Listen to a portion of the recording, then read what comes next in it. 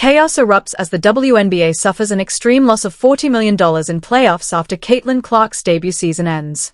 Seriously, I couldn't be happier about this crash and burn moment for the WNBA.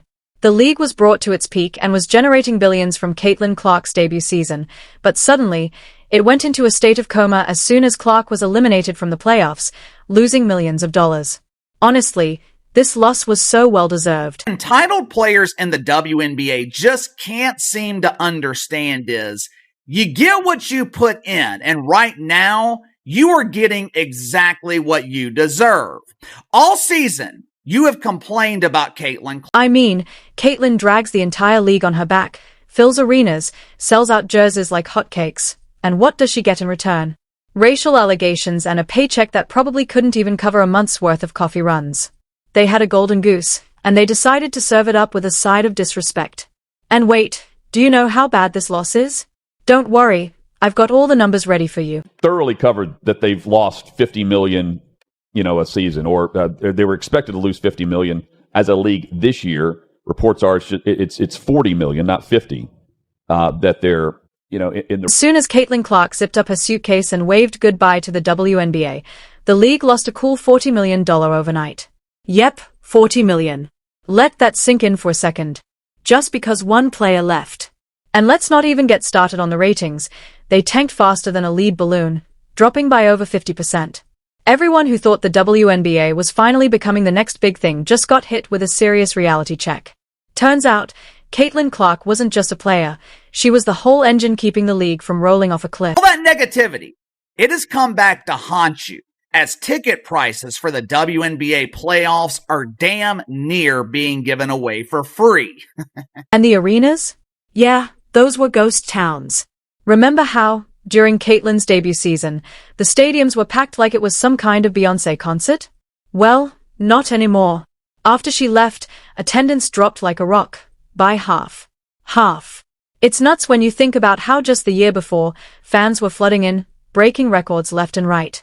The Fever, Caitlin's team, pulled in a ridiculous 34,715 fans during her rookie season, smashing a record that hadn't been touched since 2001.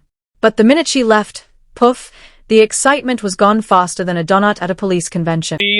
And in front of the 16th sellout this year, here's a look at the total attendance. And the Fever are going to be over 200,000 higher than the next highest total attendance in league history. Clarkonomics, my friend. Clarkonomics. Merch? Caitlin's rookie season had everyone rocking a Clark jersey. Those things were flying off the shelves. WNBA merchandise sales shot up by a whopping 61%. That's not just a bump, that's a rocket launch. But the second Caitlin announced she was heading to Europe, those sales hit the floor. Retailers, sponsors, everyone was left scrambling, trying to figure out what happened. It was like the WNBA didn't just lose a player, they lost the goose that laid the golden eggs.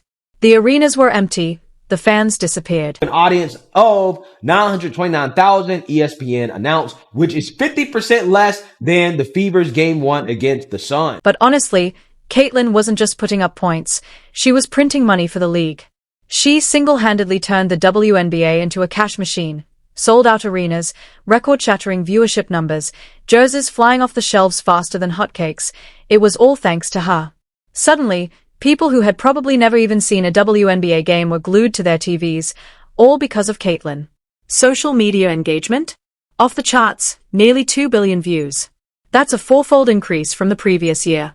She made women's basketball the thing to watch, like it was the Super Bowl every time she hit the court. A little bit of Angel Reese when she played Caitlin Clark, but everybody else playing in 4,000, 5,000 seat arenas until Caitlin Clark came in. Yeah, viewership was up. Yes, they signed a new TV deal, which is going to pump $2 billion into the league, but they're still projected to lose money. And the money was flowing in. The WNBA earned $2 billion when Caitlin joined the league. For the first time in forever, the league finally started to see real profits, raking in millions from tickets, sponsorships, and broadcast deals. They pulled in over 2.3 million total fans. Caitlin didn't just play the game, she changed the game. She transformed the WNBA into a moneymaker, hitting numbers the league hadn't even dreamed of since it started. After Clark drew a WNBA record 1.84 million viewers to her first playoff game against the Connecticut Sun on September 22nd while competing with an NFL Sunday, she followed it up with another record audience of 2.54 million viewers for Game 2. Now here's the kicker. You'd think the WNBA would have treated Caitlyn like the queen she was, right? Wrong. Instead of acknowledging her as the league's future, they played her down like she was just another player. Meanwhile, critics and competitors were too busy throwing out ridiculous accusations of racism. And the league? They didn't defend her, didn't acknowledge her real value, and worst of all, they paid her peanuts compared to what she was worth. Is it any surprise she took one look at Europe and said, "Yeah, I'll take the paycheck, thanks"? They knew her value, and they weren't messing around with empty promises. All season, you have complained about Caitlin Clark. All season, you have allowed your jealousy, your bitterness to cloud your judgment. All season, you have allowed your emotions to take over, which got in the way of what could have been an unbelievable year that set the foundation for the future of the WNBA. They had a superstar in the making, but instead of celebrating her rise to fame, they got lost in a fog of drama and nonsense. Instead of giving Caitlyn her flowers, the league was too busy chasing rumors and deflecting accusations of racism, most of which were stirred up by players like Angel Reese and Alyssa Thomas. Angel, always one for stirring the pot, went after Clark's fans, accusing them of being racially disrespectful. I can never remember any male athlete ever entering into a new league and being treated like this. To me, what's interesting about what's going on right now is none of her teammates are standing up for her because I don't think they like her either because they don't like the fact that she's white and straight. She's actually the minority here and she's being treated unfairly based on. Talk about creating a mess where there didn't need to be one. Instead of the league taking Caitlyn's insane talent and running with it, they let the whole season turn into a political circus. The media couldn't get enough, and all the chatter turned Caitlyn's highlight reel season into some weird off-court feud. It was like they forgot she was breaking records and lighting up arenas, too distracted by drama that shouldn't have even existed in the first place. She said it herself, "It's crazy." The growth Caitlyn brought to the game, the sheer amount of money she generated for teams. People were literally moving venues just to accommodate the crowds when she came to town. And she was getting paid $775,000 a year. For someone pulling in those numbers, she should be one of the top-paid players in the world. And if that wasn't enough of a slap in the face, Caitlyn still wasn't being paid what she was worth. Wild, right? Here's a player responsible for a 48% jump in attendance, nearly 10,000 fans per game. Her games were packed.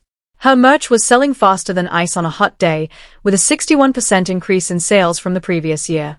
You'd think the league would be throwing money at her.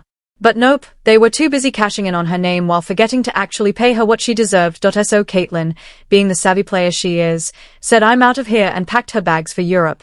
WNBA fans were absolutely floored. But can you blame her? The girl was pulling in insane numbers, and the league was treating her like just another player. In interviews, she even said that players were being physical with her, and the league wasn't even calling fouls. She felt like she didn't belong. And the truth?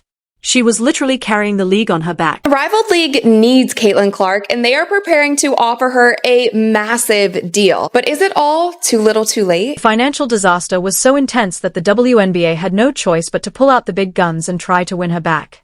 And by big guns, I mean WNBA Commissioner Cathy Engelbert, who practically had to grovel. In an epic moment of "we really screwed up," Cathy personally apologized to Caitlyn. Yeah, it was that bad. She didn't just say, "Hey, we undervalued you a little."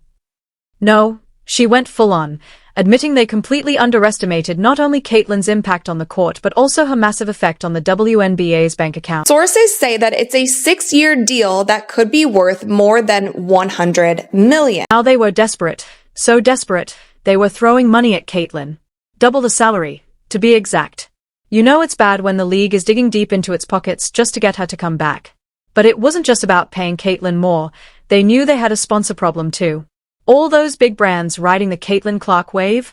Yeah, they started hitting the brakes the moment she left. No Clark, no contracts.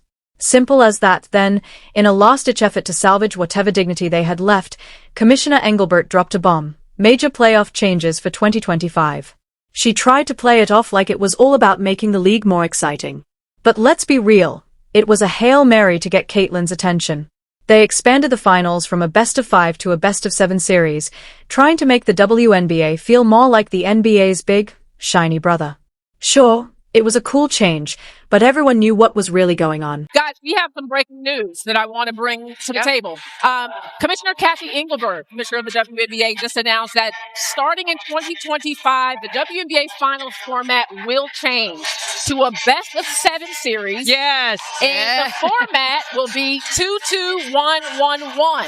In addition to that, the first round, which is already a best-of-3, will change its format to 1-1-1. Yes. But wait, there's more.